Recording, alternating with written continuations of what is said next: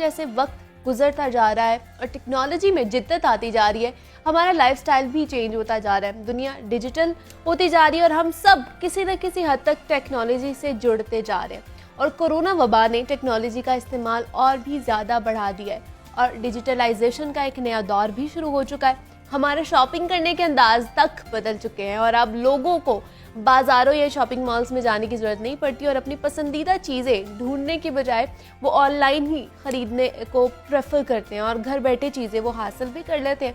Corona वबा के दौरान ऑनलाइन कारोबार और फ्रीलांसिंग इंडस्ट्री में रिकॉर्ड इजाफा देखने को मिला है, लेकिन ऑनलाइन शॉपिंग के दौरान एक रिस्क फैक्टर भी मौजूद रहता है। धोखा और फरेब के डर की वजह से अक्सर लोग ऑनलाइन खरीदो फरोख्त से इज्तनाब भी करते हैं और बाज़ औक़ात शॉपिंग के दौरान चीज़ें डैमेज हो जाती हैं, जिसकी जिम्मेदारी ना तो सेलर लेने को तैयार होते हैं और ना ही शिपिंग कंपनीज जो होती हैं वो लेती है। तो ऑनलाइन खरीदारी में धोखाधड़ी से कैसे बचा जा सकता है और पाकिस्तान में ई कॉमर्स इंडस्ट्री को किन किन चैलेंजेस का सामना है और उन्हें कैसे दूर किया जा सकता है, इस पर बात करेंगे। आज हमारे साथ मौजूद है मोहम्मद अली कुरैशी है, e commerce and logistic expert है। मोहम्मद अली, मैं आपको खुश आमदीद कहती हूँ। जागो लाहौर में कैसे हैं आप? Thank you ji, I am good अल्हम्दुलिल्लाह। जैसे कि हमने देखा कि ई कॉमर्स पाकिस्तान में एक बड़ा मकाम हासिल कर चुका है, कोरोना के दौरान ही अगर कह ले, लेकिन अभी भी इसमें एक ना रिस्क फैक्टर पाया जा रहा है कि फ्रॉड हो जाता है, धोखा हो जाता है। लोग ऑनलाइन कर रहे हैं परचेजिंग, लेकिन अभी भी वो डरते हैं कि जो वो चीज़ देखते हैं वैसी वो चीज़ आती नहीं है। तो इसके तदारुक के लिए कैसे हम लोग क्या करना चाहिए हमें?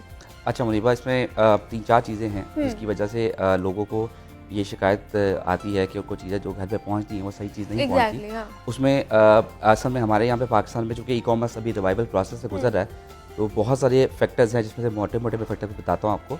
तो सबसे बड़ा फैक्टर ये है कि लोग नॉर्मली चीज़ें वो परचेज़ करना पसंद करते हैं जो बड़ी लो प्राइस पे अवेलेबल होती है। ठीक है। और हम एक्सपेक्ट ये करते हैं कि लो प्राइस पे चीज़ हमें बहुत अच्छी किसी ब्रांडेड लेवल की प्रोडक्ट मिलेगी। तो जब भी प्रोडक्ट आप परचेज़ करने जाएँ ऑनलाइन पे, तो 4-5 चीज़ों का ज़रूर ध्यान रखें।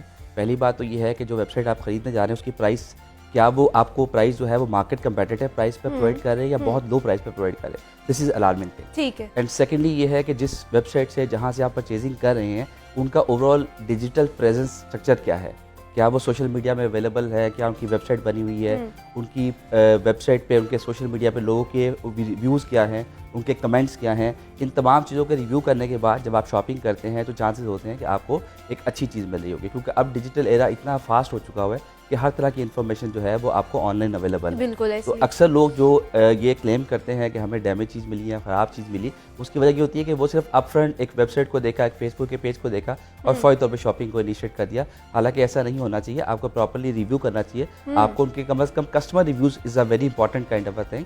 उससे आपको पता लगता है कि चीज़ें आपको जो मिल रही हैं वो चीज़ ठीक है कि नहीं है। ये कुछ बेसिक पैरामीटर है, जैसे मैंने पहले आपसे अर्ज़ किया, चूँकि ई कॉमर्स इंडस्ट्री अभी रिवाइवल प्रोसेस में, it will take some time.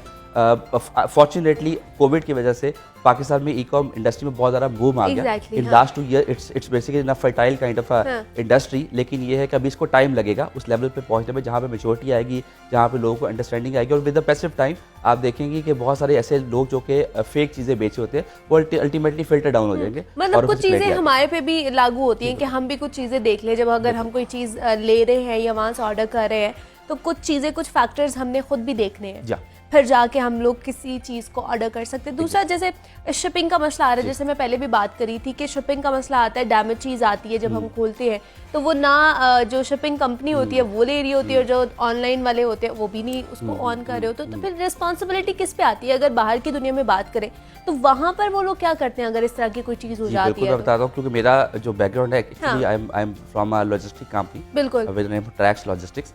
सो मैं बिल्कुल इस चीज़ को बहुत प्रैक्टिकली इसको एक्सपीरियंस कर रहा होता हूँ कि ऐसा ही होता है कि जब कोई चीज़ टूटी हुई मिलती है तो जब कस्टमर इसको क्लेम करता है तो ना तो लॉजिस्टिक कंपनी वाले नॉर्मली इसको एंटरटेन कर रहे होते हैं, ना ही ब्रांड कर रहा होता है। अच्छा, बाहर के मुल्कों में जो स्ट्रेटेजी होती है, जो पॉलिसी होती है कि आपकी जो भी प्रोडक्ट होती है उसके ऊपर उन्होंने एक इंश्योरेंस की अमाउंट जो है, जिसको कहते हैं इंश्योरेंस इन ट्रांजिट, वो अप्लाई की होती है। उसका मकसद ये होता है कि ताकि किसी भी साइड पे कोई बर्डन ऐड ना हो।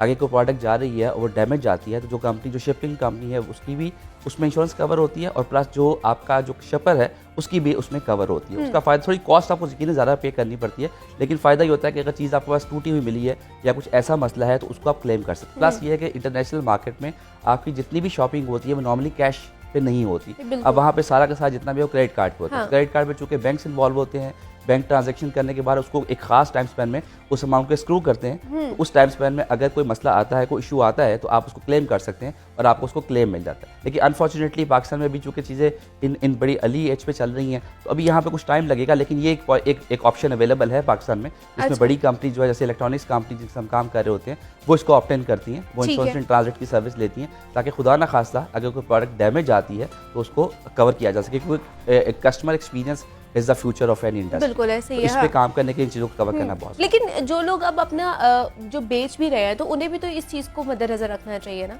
बिल्कुल रखना चाहिए जी। देखें, इसमें दोनों चीज़ हो सकती हैं। कुछ जगहों पे आपका जो शिपर है वो भी कई दफ़ा उसको प्रॉपर्ली पैकेजिंग की जो प्रोटोकॉल्स होते हैं उनको फॉलो नहीं करते। फॉर एग्जांपल अगर कोई फर्नीचर की चीज़ आ रही है, कोई ऐसी चीज़ आ रही है जिसके टूटने के चांसेस है, तो उसकी जो पैकेजिंग प्रोटोकॉल्स हैं उनको बड़े बेहतर तरीके से ऑप्टेन करना बहुत ज़रूरी है। लेकिन उस पर इतना ज़्यादा फोकस नहीं करता, कॉस्ट कटिंग के कॉन्सेप्ट में हम कर रहे होते हैं, तो वो एक इम्पैक्ट जो है उस चीज़ का अल्टीमेटली मुश्किल होता है, क्योंकि ऑनलाइन बिजनेस में आपकी चीज़ ट्रैवल कर रही है। आप किसी शॉप पे जाते हैं तो आप फिजिकली चीज़ को परचेज करते हैं and it's your responsibility take it with you. लेकिन जब इस तरह के मूवमेंट में आपकी कोरियर कंपनी भी इन्वॉल्व है, आपका अपना भी एक पूरा इम्पैक्ट इन्वॉल्व है, तो इसमें पैकेजिंग तमाम प्रोटोकॉल को फॉलो करना बहुत ज़रूरी है, ताकि एंड कस्टमर जो है उसको किसी वजह से सफ़र ना करे। बिल्कुल ऐसे ही। और दूसरा, अमेज़ॉन भी हमारे पाकिस्तान में आ चुका है, तो आपके ख्याल में जो अमेज़ॉन आ गया पाकिस्तान में, इसकी वजह से ई कॉमर्स की जो प्रैक्टिस और जो क्वालिटी है वो बेहतर हो जाएगी? जी बिल्कुल, इसमें दो तरह की राय लोगों की मौजूद है। कुछ लोग इससे थोड़ा सा परेशान है कि शायद अमेज़ॉन जब पाकिस्तान में आ जाएगा तो पूरी की पूरी जो है इंडस्ट्री को कहीं एक्वायर कर लेगा। अच्छा। और लोकल जो लोग हैं जो काम कर रहे हैं और छोटे लेवल पे काम कर रहे हैं, शायद उनकी कहीं पे एग्जिस्टेंस नहीं आएगी।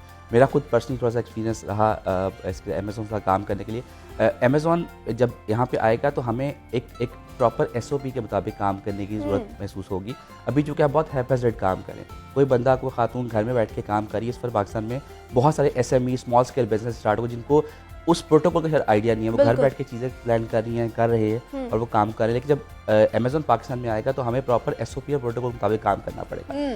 थोड़ा सा मुश्किल ज़रूर होगा, क्योंकि हम अडेप्टेबल नहीं है। हमारी अडेप्टेबिलिटी में बहुत हम हैपेजेड काम करने वाली कौम है, तो हमें उसमें स्ट्रक्चर में आने में थोड़ा सा टाइम ज़रूर लगेगा।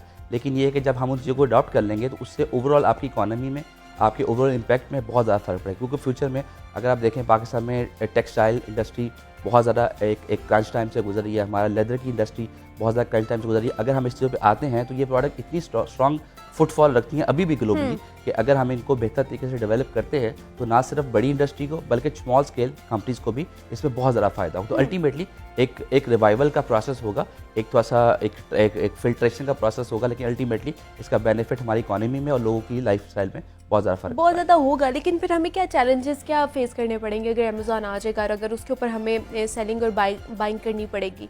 जी अच्छा, सबसे पहले क्या हमें जो चीज़ें वो देखनी पड़ेंगी? अच्छा, उसमें सबसे बड़ा इंपॉर्टेंट फैक्टर ये है कि अमेज़ॉन पे काम करने के लिए आपको बहुत हाई एंड कंपटीशन को फेस करना पड़ता है। ठीक है। क्योंकि ग्लोबल लेवल पे यूजर्स बैठे हुए, हर तरह का यूज़र अवेलेबल है। हमारे हमसाया मुल्कों में बहुत सारे लोग काम कर रहे हैं, बड़े सालों से काम कर रहे हैं। लेकिन ये कि उस चैलेंज को कवर करें, क्योंकि हमारी प्रोडक्ट की जो वाइबिलिटी है वो बहुत स्ट्रॉग है। जिसमें मैंने सर्च किया कि टेक्सटाइल, लेदर, ये कुछ ऐसी चीज़ें हैं, सर्जिकल की प्रोडक्ट जो कि पाकिस्तान से बहुत सालों से एक्सपोर्ट होती है। स्पोर्ट्स प्रोडक्ट बहुत सालों से एक्सपोर्ट हो रही है और इसमें हमारा फुटफॉल बहुत स्ट्रॉग है। तो वहाँ पे चैलेंजिंग का सिर्फ ये है कि प्राइस कंपटीशन बहुत ज़्यादा होगा, प्राइस वॉर बहुत ज़्यादा होगी। लेकिन ये कि अल्टीमेटली हमें कहीं ना कहीं उसमें से एक मार्केट शेयर हम कैप्चर करने में यकीनन कामयाब हो जाएंगे। और दूसरा, आजकल हम देख भी रहे हैं कि जो नौजवान नस्ल है वो इस तरफ बहुत ज़्यादा ई कॉमर्स की तरफ, फ्रीलांसिंग की तरफ बहुत ज़्यादा जा रही है।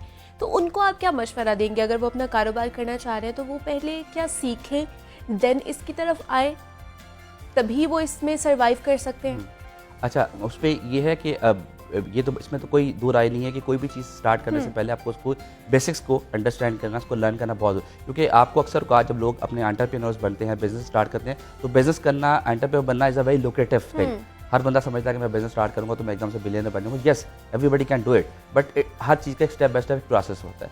उसका बेस्ट प्रोसेस यही है कि आपको पहले इसी की थोड़ी लर्निंग की जाए, आप कुछ आइडिया लें, आप लर्न करें। अब क्योंकि हमारे पास अब तो इतना स्ट्रॉन्ग मीडिया अवेलेबल है, डिजिटल मीडिया एक बहुत बड़ा उस्ताद है, वो आपको हर चीज़ सिखाता है। आपको किसी कॉलेज, किसी इंस्टीट्यूट में जाने की जरूरत नहीं है। आप गूगल बैठे, आप यूट्यूब पे बैठे, you can get all the information, how to start to business, what exactly the requirements, आप हर चीज़ वहाँ से लर्न कर सकते हो। लर्न करने के बाद आप करेंगे तो आपकी प्रैक्टिकलिटी इम्पैक्ट बहुत बेहतर होगा। वरना ये होता है कि पाकिस्तान में या कहीं पे भी जब आप बिजनेस स्टार्ट करते हैं, आप शुरू में बहुत ज़्यादा एक्साइटेड होते हैं और एक्साइटमेंट में ये लेवल होता है कि आप कहीं पे भी सेटबैक को इतना सस्टेन नहीं कर पाते हैं, उसको डाइजेस्ट नहीं कर पाते, इसकी वजह से बिजनेस बहुत ज़्यादा कोलैप्स कर जाते हैं। आपको लगता है कि मैं आज बिजनेस स्टार्ट करूंगा और कल मैं अमीर हो जाऊंगा, तो वो ऐसा नहीं होगा। It's a proper step. आपको कंसिस्टेंसी चाहिए, आपको मार्केट अवेयरनेस बहुत हुई चाहिए और आपको पता होना चाहिए कि जिस प्रोडक्ट को आप बेचने जा रहे हैं उसकी फुटफॉल क्या है, क्या आपको उसका आइडिया है, आपको उसके स्ट्रॉन्ग इम्पैक्ट का समझ है, फिर आप स्टार्ट करेंगे तो इंशाल्लाह ताला कोई ऐसी रीज़न नहीं है कि आपका काम ना हो सके। तो आजकल नई जनरेशन में बड़ा ये एक अच्छी एक चीज़ है कि अब वो जॉब वाला जो इम्पैक्ट था, क्योंकि ओवरऑल इकोनॉमी कहीं ना कहीं कोलैप्स हुई हुई है, जॉब्स का बहुत ज़्यादा मसला है, तो लोग इस तरफ आ रहे हैं, बहुत अच्छी बात है और बड़ा स्ट्रॉन्ग इसका एक फुटफॉल है। लेकिन अल्टीमेटली आपको कहीं ना कहीं से स्टार्ट करने के लिए कुछ ना कुछ बेसिक्स का पता होना बहुत ज़रूरी है।